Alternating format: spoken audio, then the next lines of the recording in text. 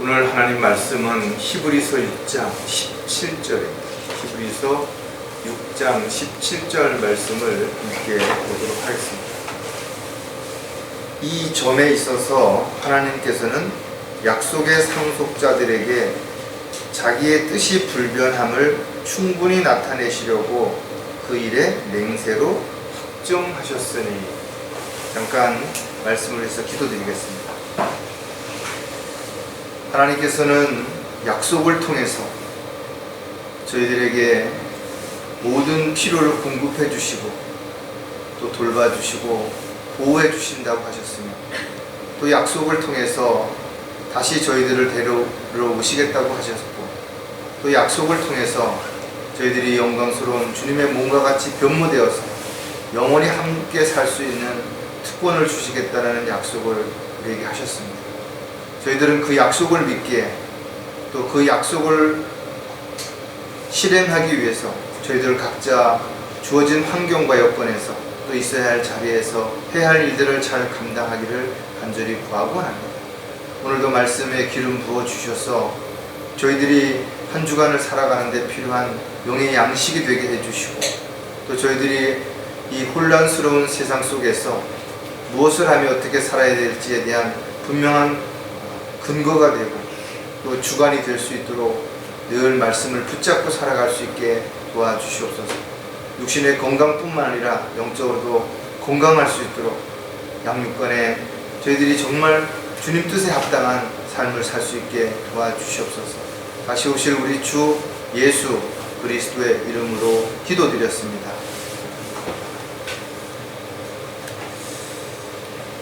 우리는 살면서 정말 다양한 약속들을 할 수밖에 없죠.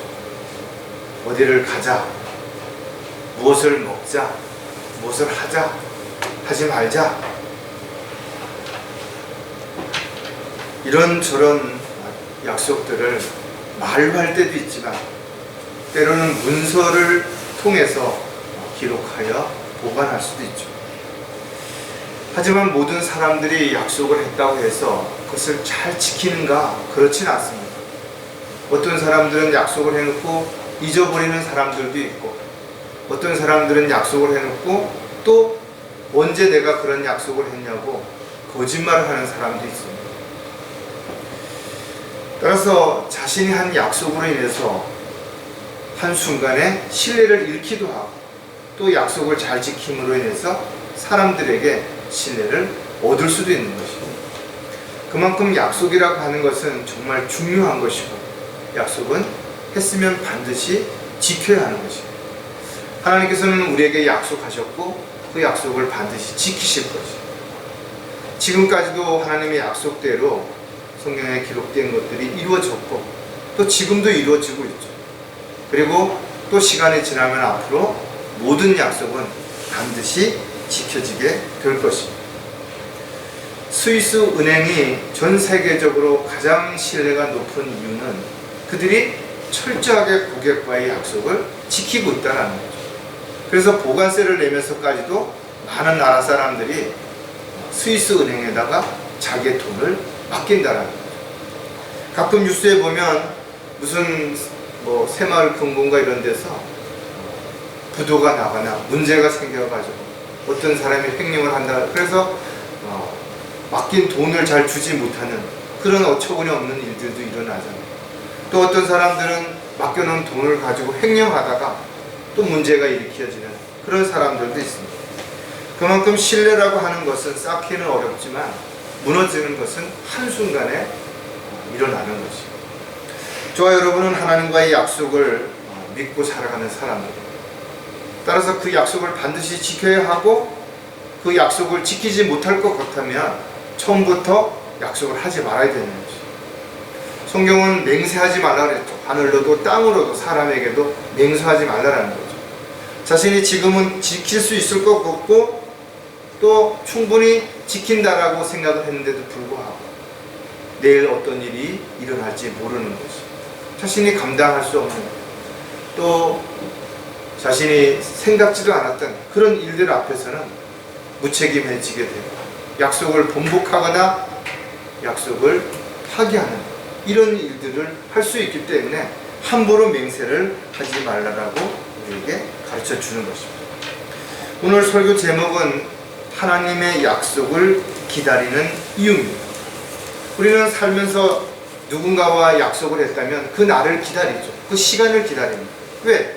그 약속을 통해서 내가 원하는, 또 상대가 원하는 여러 가지 어떤 일들을 할 수 있기 때문에 그런 거죠. 성경을 읽어보면 성경은 약속으로 시작을 해서 약속으로 끝이 납니다. 그래서 구약이라든지 신약 모두가 다 약속의 의미를 가지고 있는 것이죠. 하나님께서는 아담에게 약속했고, 노아에게 약속했고, 아브라함에게 또 모세에게 끊임없는 약속을 통해서 하나님은 약속을 반드시 지키시는 분이심을 모든 사람들에게 분명하게 드러내신 것입니다. 하지만 그 약속을 지키지 않은 것은 바로 사람이었는 것입니다. 아담도 하나님의 약속을 지키지 않고 선과 악의 나무에서 나는 열매를 먹게 된 것입니다. 모세도 마찬가지고 아브라함도 마찬가지고 하나님께서 약속을 하셨는데도 불구하고 그 명령에 불순종하지 않음으로 인해서 때로는 징계를 받기도 하고 어려움을 겪기도 했던 것을 볼 수가 있습니다. 이스라엘 역시 마찬가지로 하나님께서는 그들에게 율법을 통해서 약속하셨음에도 불구하고 그들은 그 약속을 잘 지키지 않고 오히려 하나님을 대적하고 반역하는 그런 일들도 우리는 성경을 통해서 알 수가 있는 것입니다. 예수님께서 이 땅에 오신 목적은 분명 죄인들을 위해서 죽으러 오셨고 또 실질적으로 죽으셨고 부활하셔서 그 약속을 지키신 것입니다. 따라서 이 시대에 우리는 예수 그리스도를 믿음으로 인해서 새로운 약속을 부여받은 사람들, 이것이 바로 그리스도 안에서 피로 세운 새 언약이라는 것입니다. 이 새 언약의 일꾼이 된 것입니다. 그렇다면 저와 여러분은 이 세상에서 무엇을 하며 살아야 될지에 대한 부분들은 분명 주님의 약속에 합당한 그 일꾼으로서의 역할을 충실히 해야 되는 거예요. 고린도후서 3장에 보면 또한 그분은 우리로 새 언약의 능력 있는 일꾼이 되게 하셨는데 이는 본문으로 한 것이 아니고 영으로 한 것이니 본문은 죽이고 영은 살리기 때문에 성령님을 통해서 우리에게 약속하셨고 우리는 성령님을 통해서 그 약속을 지킬 수 있게 되는 것입니다. 따라서 그리스도인들은 약속을 무엇보다도 중요시해야 되는 것이고 자신이 한 약속은 하나님 앞에서는 물론 사람들 앞에서 가족들 또는 주변 사람들, 직장 동료들 누구에게든 약속을 했으면 반드시 지켜야 되는 것입니다. 왜냐하면 우리는 예수 그리스도의 증인이기 때문에 그런 것입니다. 주님께서 우리를 구원해 주시고 자녀로 삼아 주신 이후에 진리 안에서 진리를 행하며 살아가라고 분명히 말씀을 하셨기 때문에 우리는 진리를 떠나서 어떠한 거짓말이라든지 핑계나 변명을 앞세워서는 안 된다라는 것입니다. 따라서 저와 여러분이 자신과의 약속을 지키지 않는다면 이 또한 거짓말하는 것이고 지체들과의 약속을 지키지 않는 것도 거짓말하는 것이고 더 나아가서는 믿지 않는 사람들과의 약속도 결과적으로는 거짓말을 하게 되는 것입니다. 약속이라고 하는 것이 아무리 거창하다 하더라도 그것이 지켜지지 않으면 오히려 약속을 안 한 것만 못하죠. 왜냐하면 상대는 그 약속을 믿고 뭔가를 계획하고 준비하고 기다리면서 많은 시간과 물질을 허비할 수 있기 때문에 그렇다라는 거죠.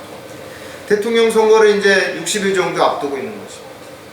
대통령 후보로 나온 사람들은 끊임없이 내가 대통령이 되면 이렇게 하겠다고 많은 공약들을 발표하고 있는 것이죠.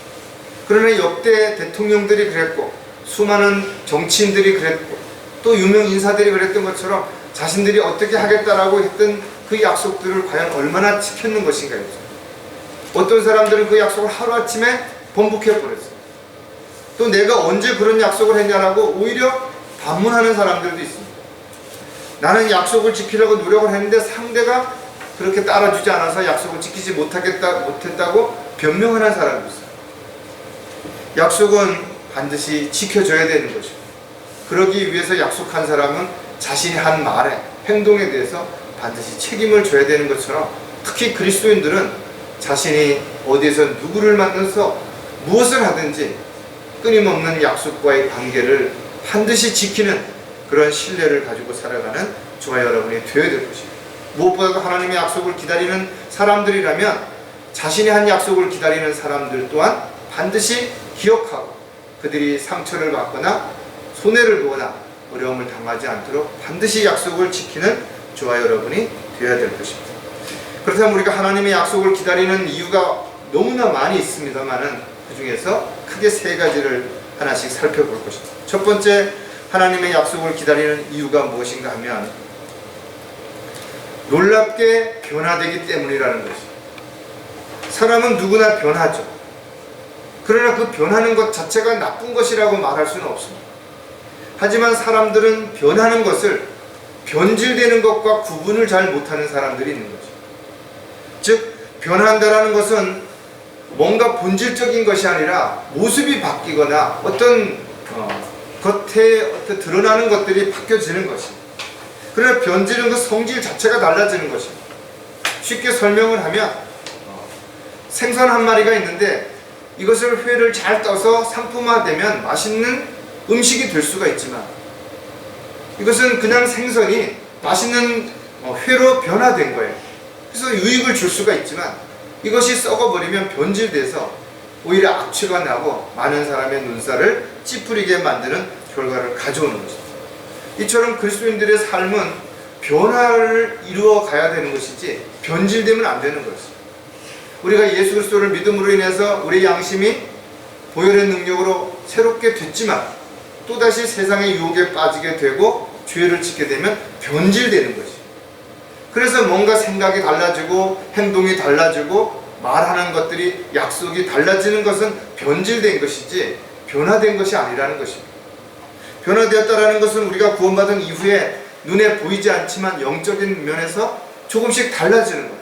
더 성숙해짐으로 인해서 우리가 세상과의 어떤 관계, 세상에 있는 것들을 사랑하거나 세상에 있는 것들을 바라는 그런 삶에서 좀 벗어나서 하나님 중심적, 영적인 이런 삶을 살아가는 것이 바로 변화된 삶이 될 수 있다라는 거죠. 저도 생각은 안 변했지만 몸은 많이 변했어요.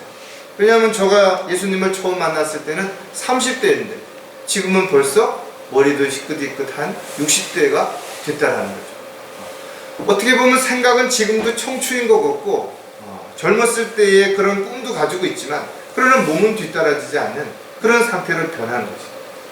하지만 우리가 좋은 쪽으로도 얼마든지 더 변합니다. 생각의 깊이도 더 깊어졌고 좀 더 여유도 생겼고 또 다른 사람들을 배려하고 이해할 수 있는 마음도 푹도 더 넓어졌기 때문에 좋은 쪽으로 얼마든지 그리스도인들은 변화될 수 있다는 거죠. 사람은 누구나 변화될 수밖에 없는 것이지만 그 변화가 시대의 유행에 따른다든지 세상 제도에 따라서 어떤 자신의 유익만을 위해서 변화되는 그런 삶은 그리스도인에게 합당하지 않은 것입니다. 왜냐하면 저와 여러분은 이 세상에 사는 목적이 자신의 유익과 자신의 만족을 위해서 살고자 하는 것이 아니기 때문에 그런 것입니다. 따라서 우리는 하나님의 약속을 기다리는 이유는 하나님을 다시 만나게 된다면 또 주님이 이 땅에 다시 오시게 된다면 놀라운 변화가 우리에게 일어날 것을 성경을 통해서 우리는 너무나 잘 알고 있기 때문에 그 변화를 우리는 좀 더 기다리게 되는 것입니다. 자, 그렇다면 놀라운 변화에 대한 하나님의 약속이 어떤 것들이 있는지를 또 몇 가지 생각해 보면 죽지 않을 몸이 된다는 것이라는 것이죠. 세상에 태어난 모든 사람이 한 번 죽는 것은 정해진 것이라는 것이 너무나 분명하죠. 왜냐하면 지금까지 모든 사람들이 그랬던 것처럼 죽었고 또 앞으로 죽게 될 것이기 때문에 그렇습니다. 많은 사람들이 이것을 부인하고 나는 죽지 않을 것이라고 아무리 그렇게 말한다 하더라도 때가 되면 반드시 죽는 것이죠. 왜? 인간의 생사화복은 하나님께서 주관하시기 때문에 그런 것이죠. 하지만 대부분의 사람들은 죽음은 나와는 먼 것처럼 막연하게 생각을 한다든지 또 반대로 금방 죽을 것처럼 두려워하고 불안해하면서 살아가는 사람들도 얼마든지 있는 것이죠. 가장 지혜로웠던 솔로몬은 잠언을 통해서 잔치집에 가는 것이 초상집에 가는 것보다 더 나은가? 반대로 말하면 잔치집에 가서 잘 먹고 잘 사는 것보다는 오히려 초상집에 가서 죽은 사람들의 삶을 보면서 많은 것을 느낄 수 있다면 그것이 훨씬 유익하다라는 것을 우리에게 역설적으로 가르쳐 주는 것이죠. 저와 여러분이 언제든 반드시 죽음 앞에 서게 될 것이고, 그 죽음은 어쩌면 보다 빨리 찾아올 수도 있고, 또 생각지도 않은 곳에서 죽음을 만날 수도 있을지 모를 것입니다. 하지만 죽음에 대해서 두려워할 필요는 없는 것이, 왜? 죽음을 이기신 주님께서 우리에게 영원히 살 수 있는 영생을 약속하셨기 때문에 그렇다라는 거죠. 따라서 저와 여러분이 어디서 무엇을 하면 어떻게 살다가 어떻게 죽을지는 모르겠지만 분명 언젠가 한 번은 죽어야 될 것이다. 그러나 죽음이 끝이 아니라는 것이다. 죽는 것이 끝이라면 우리는 죽음을 두려워하고 또 어떻게든지 죽지 않으려고 해야 될 것이다. 그러나 죽음은 또 다른 시작이 불가하다는 거죠. 데살로니가전서 4장 17절에 보면, 그리고 나서 살아남아 있는 우리도 공중에서 주와 만나기 위하여 그들과 함께 구름 속으로 끌려 올라가려니 그리하여 우리가 영원히 주와 함께 있으리라. 세상엔 의학이 발달되고 또 살기가 좋아진다 하더라도 결국은 사람은 언젠가 죽게 되는 것이, 각종 사고와 질병으로 또 자신이 아무리 거부하고 부인할지라도 죽음을 피할 수 있는 사람은 아무도 없기 때문에 그렇습니다. 하지만 죽는 것이 끝이 아니라 죽음은 또 다른 시작이라는 것을 확신 가운데, 하나님의 약속 가운데 믿고 살아가는 사람들은 오히려 죽음에 대해서 두려워하기보다는 죽음을 또 다른 시작으로 기다리는 삶을 살아갈 수 있을 것입니다. 주님 오시면 우리는 살아있는 상태에서 변화돼서 죽지 않을 몸을 입고 주님께로 끌려 올라가게 될 것입니다. 한순간에 피를 다 쏟아놓고 순간 연기처럼 사라지게 될 것입니다. 세상은 혼란스러워지겠죠. 수많은 그리스도인들이 동시에 사라질 것이기 때문에 그럴 것입니다. 이러한 사실을 정말 믿고 있는 사람들은 이 세상에서 어리석은 삶을 살지 않는 것입니다. 좀 더 오래 살아보려고 좀 더 뭔가 세상 내에서 인기를 얻고 유명해지려고 그렇게 살지 않는다라는 것이죠. 오히려 나그네처럼 순례자처럼 그렇게 다시 만날 주님을 기다리는 그런 마음으로 그렇게 하루하루를 의미있게 살아가게 될 것입니다. 마지막 때가 가까이 오면 가까이 올수록 우리는 주님 만날 준비를 반드시 해야 될 것이고, 거기에 부합한 삶이 매일매일 열매로 드러나는 저와 여러분이 되어야 될 것입니다. 놀라운 변화에 대한 또 다른 하나님의 약속은 다시 부활한다라는 것이죠. 그냥 죽은 것으로 끝나는 것이 아니라 다시 산다고 한번 생각을 해보십시오. 죽었던 자식이 다시 살아났다고, 죽었던 부모가 다시 살아났다고 생각을 한다면 이 얼마나 놀라운 일이고 얼마나 기쁜 일일 것인가 이거죠. 부활은 말 그대로 죽은 자가 다시 살아나는 것이, 많은 사람들이 부활을 믿지 않고 있지만 결과적으로 모든 사람들은 다 부활하게 될 것입니다. 다만 부활할 때의 모습이 다른 것이, 어떤 사람들은 땅에 속한 모습으로, 어떤 사람은 하늘에 속한 모습으로, 영에 속한 모습으로 다를 것입니다. 왜 초대교회 때 수많은 믿음의 형제 자매들이 더 좋은 부활을 위하여 어렵고 힘든 고통스러운 죽음을 두려워하지 않는 것인가요? 우리도 한 번쯤은 진지하게 생각을 해봐야 되는 거죠. 또 부활 후의 모습을 성경은 마치 천사와 같다라고 기록하고 있다는 거죠. 마태복음 20장 30절에 보니까 부활 때에는 그들은 장가도 시집도 가지 아니하고 하늘에 있는 하나님의 천사들과 같으니라. 성경에 기록되어 있는 천사들은 모두 젊은 남성으로 표현이 되어 있죠. 어디에도 아기 천사라든지 여자 천사라든지 날개 달린 천사로 기록된 곳은 없다라는 거죠. 그럼에도 불구하고 사람들은 천사에 대한 동경, 또 천사를 흠모하는 그런 마음에서 말도 안 되는 이런 것들을 만들어낸 것입니다. 물론 날개가 있는 하늘의 존재가 있죠. 스랍이라든지 그룹 같은 경우는 날개가 있는 존재입니다. 구원받은 그리스도인들은 형제든 자매든 모두 33세의 젊은 남성으로 주님과 같은 모습으로 변모하게 될 것이다. 이 부활이 우리에게 가장 큰 소망이 되는 것입니다. 그래서 부활은 신앙의 꽃이라고 말하는 것이지만 다른 종교에서는 그 어떤 종교도 부활을 이야기하는 종교는 없는 것입니다. 그래서 그들에게는 꽃이 없는 것입니다. 희망이 없는 것입니다. 헛된 믿음이 되는 것입니다. 성경도 분명 기록하기를 부활이 없다면 너희가 믿는 것은 헛되다 이거죠. 다시 살아나지 않는다면, 죽은 자가 다시 살아날 수 없다면, 죽는 것이 끝이라면 굳이 우리에게 주어진 이 짧은 인생을 막연한 기대를 가지고 그렇게 살아갈 이유가 없죠. 저와 여러분은 죽어도 다시 사는 것입니다. 한 번 죽는 사람은 한 번 태어난 사람은 두 번 죽지만 두 번 태어난 사람은 한 번 죽는 것입니다. 우리는 죽어도 다시 부활하게 될 것입니다. 이것이 하나님께서 우리에게 주시는 또 다른 놀라운 약속인 것입니다. 놀라운 변화에 대한 하나님의 약속은 영광스러운 몸이 된다는 것이 되죠. 사람의 몸은 아무리 멋지고 예쁘다고 할지라도 결국은 늙게 되면 보기 싫어지죠. 죽게 되면 썩고 악취가 나는 것입니다. 그러나 구원받은 그리스도인들의 몸은 놀랍게 변화된다는 거죠. 세상에는 어떤 멋진 남자, 어떤 멋진 여자, 잘생긴 남자, 여자 그렇게 변화되는 게 아니라 바로 영광스러운 주님과 같은 모습으로 변화가 일어난다는 거죠. 주님이 부활하셨을 때 함께했던 많은 제자들이 알아보지 못했어요. 또 순간 나타났다가 순간 사라지는 시공간을 초월하는 그런 존재인 것을 그들은 어떻게 그것을 받아들일 수 있었겠냐는 거죠.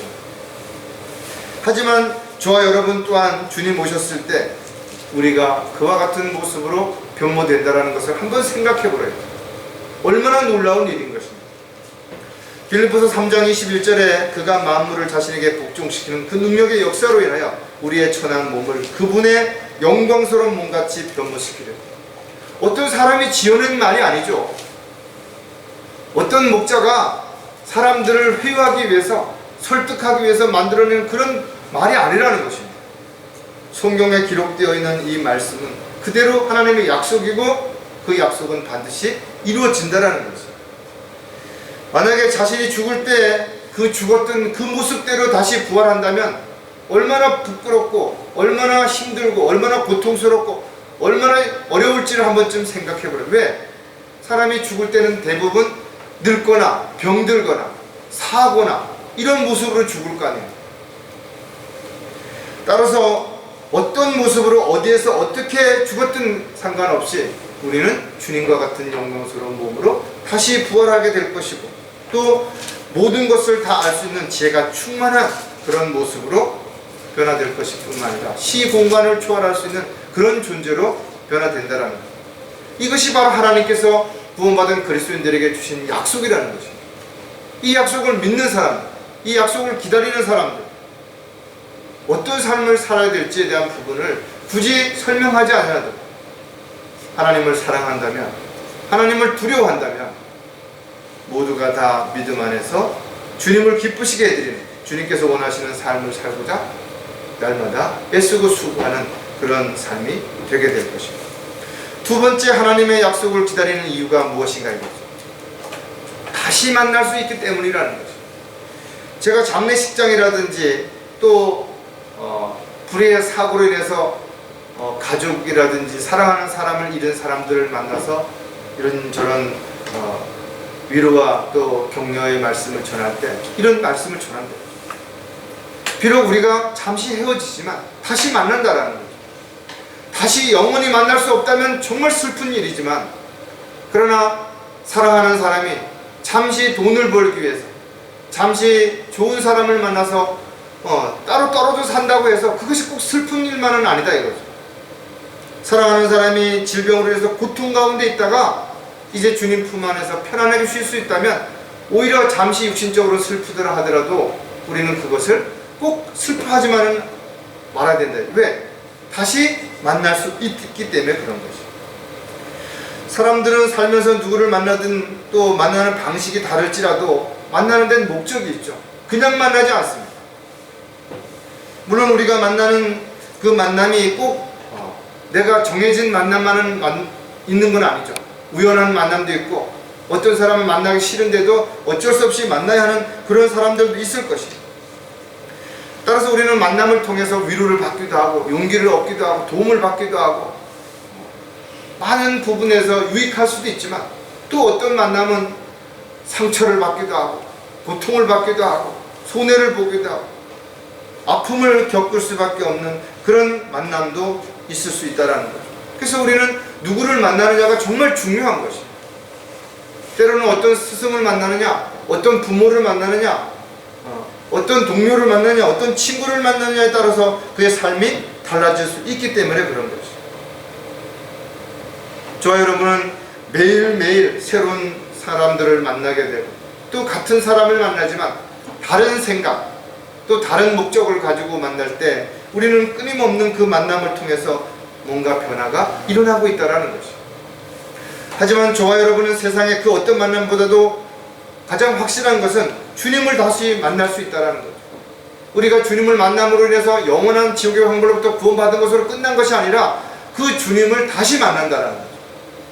그리고 그 주님이 우리를 영광스러운 몸으로 변모시켰을 뿐만 아니라 영원히 함께 살 수 있다는 약속을 가지고 주님과 함께하는 그런 날들을 우리는 기다리고 있는 거죠. 그래서 사도 바울처럼 주님이 다시 오시는 것을 간절히 사모하고 기다린다면 우리는 면류관을 받게 될 수 있는 거죠. 저와 여러분은 주님 다시 만날 준비를 해야 되는 거죠. 그리고 주님 앞에 섰을 때 부끄러움 당하지 않도록 뭔가 내어놓을 것이 있어야 되는 거죠. 이것이 바로 주님을 만난 이후에 어떤 삶을 살았는가에 대한 평가를 우리가 받게 되는 그리스도의 심판석이 되게 될 것이죠. 따라서 저와 여러분이 다시 주님을 만나셨을 때 잘했다고 칭찬 들을 수 있기 위해 또 부끄럽지 않은 그런 삶을 위해서 우리는 늘 정신을 차리고 반드시 깨어 있어야 될 것이죠. 다시 만남에 대한 하나님의 약속은 어떤 약속이 있는가 하면 때가 되면 주님께서 부르실 것이라는 거죠. 이 세상에도 특별한 기술이나 능력이 있으면 스카웃되죠. 새로운 직장에서 또 더 나은 어떤 위치에서 자신을 부른다라는 거죠.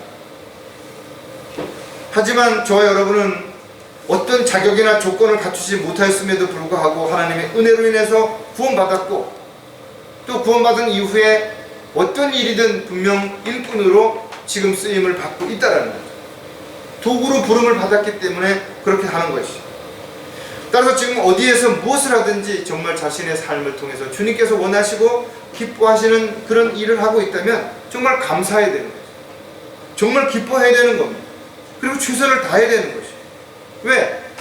하나님께서 나를 부르시고 나에게 일을 맡기셨기 때문에 그렇다라는 거죠. 이제 주님께서 다시 부를 때가 오게 될 거죠. 그리고 우리에게 물으실 거라. 너는 나를 만난 이후에 다시 내가 너를 부를 때까지 어떻게 살다 왔느냐 이거죠. 무엇을 했느냐 이거죠. 요한계시록 4장 1절에 보면 이 일 후에 내가 쳐다보니 보라 하늘에 한 문이 열렸는데 내가 들은 첫 음성은 나팔소리 같았으며 내게 말하여 이르기를 이리로 올라오라. 내가 이후에 마땅히 일어나야 할 일들을 내게 보여주려. 사도 요한을 부르셔서 앞으로 일어날 일들을 보여주시면서 부활에 대한 휴거에 대한 이런 부분들을 우리에게 설명해 주고 있는 그런 내용. 우리가 부르는 찬송가에도 있죠. 하나님의 나팔소리 천지 진동할 때 여러분 이 나팔소리가 진동할 때 자신의 이름이 안 불리켜지는 사람들을 한번 생각해 보시래요. 오랫동안 자신의 이름이 불려질 거라고 생각을 하고 열심히 교회 다녔는데 헌금도 내고 찬송도 부르고 봉사도 열심히 하고 자신이 벌은 돈을 가지고 헌금 낼 뿐만 아니라 어려운 이웃도 많이 도와줬는데 정작 하나님의 나팔소리가 들릴 때 천둥소리처럼 뭔가 큰 소리가 들렸는데 아무런 소리도 들리지 않는 거죠. 하지만 저와 여러분이 어디에서 무엇을 하든지 각자 자신의 이름이 뚜렷하게 들려질 것이라. 그 음성을 듣지 못하는 사람은 주님의 부르심에 화답해서 올라갈 수가 없는 거예요. 순식간에 변화돼서 끌려 올라갈 수가 없는 것이. 성령의 능력으로 올라갈 수가 없다 이거죠. 추진력이 없는 거예요. 안타깝게도 전무후무한 대환란을 통과하는 수많은 사람들이 교회를 다니면서도 구원받지 못한 채 교회 놀이를 한 그런 사람들, 너무나 참으로 비참한 그런 모습들을 우리가 보게 된다면 참으로 안타깝다. 왜 자신이 구원받았는지에 대한 확신이 없는 것인가요? 분명히 성경에 기록해놨는 왜 성령께서 내주한다는 확신이 없는 것인가 이거죠. 그리스도의 영이 없으면 하나님과는 무관한 사람이라는 것을 왜 그들은 점검하지 않은 것인가? 때가 되면 분명 부르실 것이라 했죠. 그리고 그 때가 참으로 가까이 왔음을 우리는 반드시 기억을 해야 된다 했죠. 그래서 우리는 하나님의 이 기록된 약속을 기다리는 거죠. 하나님의 약속 가운데 다시 만남에 대한 또 다른 약속은 그리스도의 심판석 앞에 설 것이라 했죠. 모든 사람들은 심판을 받게 될 것입니다. 그러나 그 심판이 모두 다르죠. 죄인들이 받는 심판이 다를 것이고 이스라엘 백성들이 받는 심판들이 다를 것입니다. 구원받은 그리스도인들이 받는 심판이 다를 것이고 천년 왕국이 끝난 다음에 받는 심판이 또 다를 것입니다. 죄인들이 받는 심판은 지금까지의 죄로 인해서 죽음으로 끝나는 것이 아니라는 것입니다. 그들은 지옥에 갔다가 영원한 불못에 들어가는 백부자 심판석 앞에 또 서게 될 것입니다. 하지만 구원받은 그리스도인들도 심판을 받게 되는 것입니다. 바로 그리스도의 심판석 앞에 서게 되는 것입니다. 주님이 부르시고 놀라운 변화와 함께 주님 앞으로 끌려 올라가게 되면 모두 그리스도의 심판석 앞에 서서 자신이 구원받은 이후에 무엇을 하며 어떻게 사는지에 대한 심판을 받게 될 것입니다. 그동안 어떻게 했는지를 모두 다 주님 앞에 내어놓았을 때 주님께서 불로 심판을 하시죠.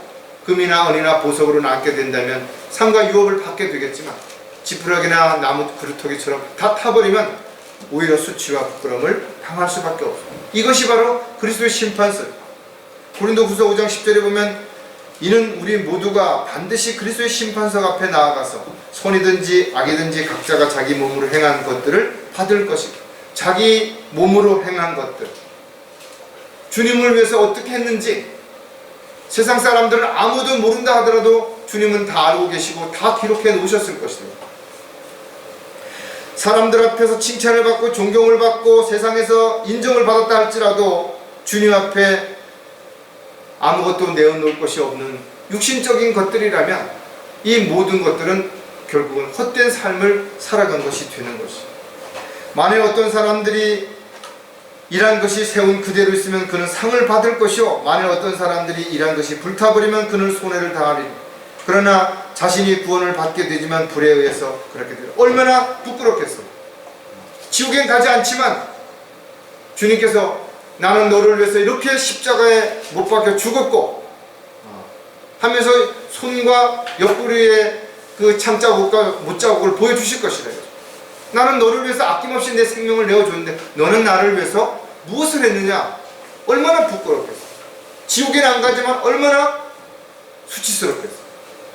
저와 여러분이 이와 같은 그리스도의 심판석 앞에서 부끄러움을 당하지 않기 위해서 우리가 할 수 있지만 누릴 수 있지만 세상에서 인정받을 수 있지만 그런 것들을 포기하고 오히려 고난에 동참하고 스스로 고난을 자초하는 그런 삶을 살아가는 이유가 바로 여기 있다는 거죠. 다시 만남에 대한 하나님의 약속은 혼인식의 신부가 된다는 것이죠. 결혼식을 앞둔 신부는 정말 아름답죠. 또 얼마나 설레겠어요. 그 결혼식의 주인공은 바로 신랑과 신부라는 거예요. 그럼 그 어린 양의 혼인잔치의 신랑은 누구예요? 바로 예수 그리스도입니다. 그리고 그 신부는 바로 이 은혜 시대에 구원받은 그리스도인들인 거죠. 하객도 많이 참여하겠죠. 구약 시대 이전에 양심으로 구원받은 사람들, 또 율법 시대에 율법을 통해서 구원받은 사람들도 있을 것이고, 또 천년 왕국 동안에 구원받는 사람들도 있을 것입니다. 다양한 모습으로 하객들이 참석하게 될 것이지만 가장 빛나는 주인공은 바로 다름이 아닌 신부가 될 것이고, 그 어린 양의 혼인잔치의 신부는 바로 저와 여러분이 될 것입니다. 요한계시록 19장 7절에 보니까 기뻐하고 즐거워하며 그분께 존귀를 돌리세. 이런 어린 양의 혼인식이 다가왔고 그의 아내도 자신을 예비하였습니다. 신부는 흰 세마포를 입을 것이죠. 솔로몬의 노래를 통해서 그 신부가 얼마나 아름다운지 또 신랑에게 얼마나 사랑받는지를 우리는 너무나 잘 알고 있습니다. 결혼식 이후에는 신혼여행이 있겠죠. 그 신혼여행이 바로 이 세상으로 주님과 함께 구름을 타고 내려오게 될 것이고 또 하늘에 있는 군대들이 희고 정결한 세마포를 입고 흰 말을 탄 그를 따르더라. 주님을 따라서 이 땅에 내려와서 1000년 동안 왕으로 통치하게 될 것입니다. 이게 미롤 여행입니다. 허니문 여행이라는 거예요. 그것도 하루 이틀이 아니라 1000년 동안을 왕으로 함께 통치하면서 이 세상에서 지내게 될 것입니다. 이런 주님과의 만남, 얼마나 기대되는 것입니다. 얼마나 설레냐 이거죠. 이 세상의 어떤 약속보다도 더 확실한 하나님의 약속을 기다리는 그리스도인들의 삶이야말로 얼마나 가치있고 의미 있는 그런 삶이 될 수 있느냐라는 거죠. 마지막으로 하나님의 약속을 기다리는 이유가 무엇인가 하면 반드시 보상을 주시기 때문이라는 것이죠. 사람들은 세상에서 무엇인가를 행할 때 분명한 목적이 있죠. 자신의 유익을 위해서 일하기 때문에 반드시 어떤 대가를 기대할 것입니다. 모든 종교들이 그러하듯이 더 좋은 곳에, 특별한 곳에 가기 위해서 자신을 희생하고 자신의 것을 아낌없이 내어주고 또 몸을 불사르듯이 내어준다라는 거죠.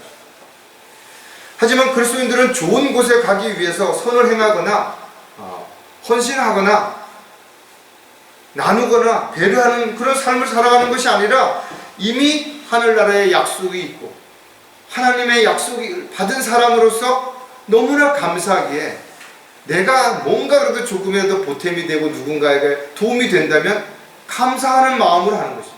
이것이 신앙생활입니다. 따라서 그리스도인들은 주님을 위해서 무엇을 얼마를 하든지 더 이상 바랄 것도 없고 자랑할 것도 없죠. 왜? 이미 영원한 지옥의 형벌로부터 구원해 주셨고 하나님의 자녀로 삼아 주셨고 천년 왕국에서 왕으로 통치할 수 있는 권한을 부여해 주셨고 새 예루살렘에서 영원히 살 수 있는 모든 특권을 주셨는데 더 이상 뭐가 바랄 게 있냐라는 거죠.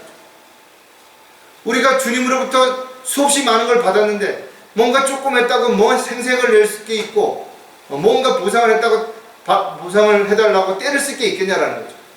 그럼에도 불구하고 하나님께서는 우리에게 약속하신 것이 반드시 보상해 주시겠다는 거예요.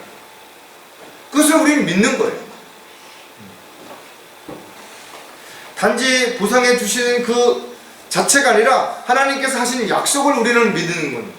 그리고 그 약속을 지키시겠다고 하신 그 약속을 믿기 때문에 우리는 언제든지 주님이 원하시고 기뻐하시는 일이라면 그 일을 위해서 헌신할 수 있게 되는 것이죠. 이것이 약속을 받은 그리스도인들의 자세이고 또 그 약속을 받은 자로서 자신이 하는 모든 약속도 반드시 지켜야 할 책임과 의무를 절대로 소홀해서는 안 되는 그리스도인들의 자세가 되어야 되는 것이다. 자, 보상해 주시는 하나님의 약속은 어떤 것이 있는가 하면 왕으로 통치할 것이다. 대통령 선거를 앞두고 얼마나 그들이 열심을 내는지 한번 보십시오. 아침부터 저녁 늦게까지 이곳 저곳을 다니면서 또 사람들에게 비난을 받고 욕을 먹고 그러면서도 꿋꿋이 그 일들을 하고 있다 이거죠. 천년왕국은 아담에게 허락이 되었지만 연기됐죠. 예수 그리스도를 통해서 다시 유대인에게 주어졌지만 그들은 왕으로 오신 예수 그리스도를 거부하고 십자가에 못 박음으로 해서 다시 연기됐다 이거죠. 결국은 대환란이 끝난 이후에 예수님이 이 땅에 내려오셔서 통치하시는 그때가 바로 천년왕국이 되는 것이죠. 천년왕국 때는 성경을 통해서 알 수 있는 것처럼 기후도 노아의 홍수 이전으로 돌아갑니다. 사자하고 양하고 같이 뛰어놀고 독사의 굴에 어린아이가 손을 집어넣어도 괜찮습니다. 왜? 땅에 대한 저주도 풀리고 피조물에 대한 저주도 다 풀렸기 때문에 그런 거죠. 요한계시록 20장 6절에 보니까 첫 번째 부활에 참여하는 자는 복되고 거룩하도다. 둘째 사망이 그들을 다스릴 권세가 없고 오히려 그들이 하나님과 그리스도의 제사장들이 되어 천년 동안 그와 함께 통치하리라. 국회의원 임기가 몇 년이에요? 4년이잖아요. 대통령도 5년밖에 안 돼요. 근데 그거 하려고 이렇게들 본모술수를 쓰고 상대방을 막 네거티브로 공격하고 근데 저와 여러분이 천년왕국에서 왕으로 통치하는 기간이 무려 100년도 아니고 1000년이라는 1000년. 하지만 우리가 꼭 기억해야 되는 부분은 저와 여러분이 주님을 만난 이후에 어떻게 사는 것인가에 따라서 유업을 받게 되는 것이고 그 유업에 따라서 땅의 크기가 결정되겠죠. 어떤 사람들은 안타깝게도 주님을 위해서 아무것도 하지 못했다면 땅을 받을 게 없는 거예요. 왕은 왕인데 땅이 없어요. 백성이 없어요. 혼자 무슨 왕 노릇하겠냐는. 따라서 저와 여러분이 땅을 유업으로 받게 된다는 사실을 우리가 기억한다면 우리가 어떻게 해야 천년 동안 왕으로 통치하는 기간 동안 정말 또 의미 있고 가치 있는 삶을 살아가게 될지를 한 번쯤 또 생각해 보지 않을 수가 없게 될 것이에요. 왕으로 통치하는 시간들 속에서 우리는 주님과 늘 함께 할 것이고 정말 많은 것들을 누리고 향유할 뿐만 아니라 우리가 가진 것들을 나눌 수 있는 그런 저와 여러분이 되게 될 것입니다. 보상해 주시겠다는 또 다른 약속은 새 예루살렘에서 살게 될 것이랍니다. 이 세상은 놀라운 건축 기술이 생겨나면서 고층 건물들이 막 100층이 넘는 그런 고층들이 막 생겨나죠. 정말 우아하고 웅장하고 아름답습니다. 사람들은 더 넓은 아파트, 좋은 주택에서 살기를 원하고 그러다 보니까 부동산이 투기의 대상이 되는 그런 시대에 우리가 지금 살고 있잖아요. 하지만 이 세상에서 살고 있는 사람들의 집을 아무리 호화롭게 지었고 아무리 크게 지었다 하더라도 우리가 영원히 살 수 있는 새 예루살렘과는 비교가 할 수 없는 것이에요. 왜냐하면 이 세상 어느 곳에서도 그와 견줄만한 것을 지금까지 찾아본 적도 없고 사람들이 상상조차 할 수 없기 때문에 그렇다라는 거예요. 새 예루살렘은 지금 이 세상에 있는 것이 아니라 백보자 심판 이후에 하늘에서 내려오는 것이에요. 하늘에서 내려오는 것이에요. 새 예루살렘이 내려오는 것이에요. 요한계시록 21장 2절에 보니까 나 요한은 거룩한 도성 새 예루살렘이 하나님께로부터 하늘에서 내려오는 것을 보았는데 마치 신부가 자기 남편을 위하여 단장한 것 같이 예비되었다. 얼마나 아름다웠으면 이렇게 표현했겠는 것인가요? 여러분들이 새 예루살렘의 모습을 한 번쯤 생각해 보아야죠. 성곽은 모두 상상할 수 없는 아름다운 보석으로, 길은 모두 정금으로 되어 있습니다. 벽은 다이아몬드, 문은 진주로. 그 어떤 아름다운 보석을 가지고 장식을 한다 하더라도 이와 같은 것은 살아있는 그런 성이 되는 것이죠. 빛이 없죠. 왜? 온 세상을 비추는 것은 주님이시기 때문에 그런 거죠. 질병도 없습니다. 고통도 없고 아픔도 없고 이런 곳에서 저와 여러분이 함께 살게 되는 것이죠. 이와 같은 약속을 우리에게 주신 것입니다. 사람들은 아파트 하나 당첨됐다고 거기에 들어가길 얼마나 기다리냐겠죠. 얼마나 자랑하는 것이죠. 저와 여러분이 살 이 저택 새 예루살렘은 어마어마한 것이죠. 너무나 아름다운 것이죠. 이것이 우리에게 약속으로 주어진 것이죠. 보상해 주시겠다고 하는 약속은 주님과 영원히 함께 한다라는 것이죠. 세상에 보이는 모든 것들은 끝이 있죠. 결국은 끝나는 때가 온다라는 거죠. 하지만 그리스도인들의 삶은 천년 왕국, 천년 동안만 사는 것만 하더라도 놀라운 일인데, 새 예루살렘에서 함께하는 것만 더더욱 놀라운 일인데 거기서 끝나지 않는다. 그 이후에도 우리는 늘 주님과 함께 동행하는 것이죠. 예수님께서 이 땅에 오신 목적은 죄인들을 구원하기 위해서 오신 것이에요. 그러나 주님께서 부활하셔서 주님의 우편에 앉아 계시지만 사역이 끝난 것이 아니라는 것이죠. 그 사역이 끝나는 것은 천년 왕국이 다 끝난 다음에, 또 새 예루살렘이 다 끝난 다음에, 그 다음에 모든 계획들이 다 이루어졌을 때 하나님 앞에 예수님의 사역이 다 끝나게 되는 것이죠. 고린도전서 15장 24절에 보면 그 후에는 끝이 오리니 주께서 모든 정사와 모든 권세와 능력을 폐하시고 그 왕국을 하나님 곧 아버지께 바칠 때라. 우주에 사람들이 가득 찬, 영원히 시간이 멈추는, 즉 하나님께서 처음으로 인간을 만드셨을 때의 그 목적과 계획을 이루시는 그때에 예수님의 사역은 끝나게 되는 것이고, 예수님은 하나님으로서 영원히 우리와 함께 살게 되는 것입니다. 영혼은 시간이 멈춰진 상태를 말하는 거죠. 시간이 멈춰졌다는 건 흐름이 없어, 죽음이 없는 것이죠. 저와 여러분이 예수 그리스도를 믿는 것은 단지 지옥에 가지 않는 것으로 끝나는 것이 아니라는 거죠. 지옥에 가지 않는 것은 시작에 불과한 것입니다. 처음과 끝이시고 알파와 오메가가 되시는 하나님과 영원히 사는 것입니다. 이처럼 놀라운 일들이 하나님의 약속으로 주어진 것입니다. 여기 성경에 기록되어 있다. 이것을 보면 이것을 믿어야 되겠죠. 또 확신 가운데 기다려야 될 것입니다. 그러나 많은 사람들이 교회를 다니고 있지만 이런 약속들을 기다리지도 믿지도 않는 것입니다. 단지 이 세상에서 잘 먹고 잘 살고 남들보다 더 편안하고 여유있고 행복한 삶을 추구하는 그런 종교인으로서의 삶을 살아가기 때문에 더 놀라운, 더 아름다운, 더 크고 웅장한 하나님의 약속들을 잊은 채 전전긍긍하면서 이 세상의 마음을 뺏긴 채 살아간다는 거죠. 왜 나그네로 순례자로 살아가야 되는 것인지, 우리는 더 나은 본향, 그것을 향해 가고 있기 때문에 그런 거죠. 잠시 우리가 여행을 한다고 생각을 하는 것입니다. 이 땅에 잠시 여행을 하는 것입니다. 잠시 머물렀다가 우리는 가게 될 것입니다. 인생은 눈 깜빡하는 사이에 지나가는 것처럼 안개처럼 사라지게 될 것입니다. 저와 여러분에게 주어진 시간들이 많은 것 같지만 눈 깜짝하는 사이에 지나가게 될 것입니다. 그 짧은 시간 속에서 우리는 과연 무엇을 하며 사는 것인가에 따라서 주님 앞에 서게 됐을 때 평가를 다시 받게 될 것입니다. 이제 곧 주님이 오시게 될 것입니다.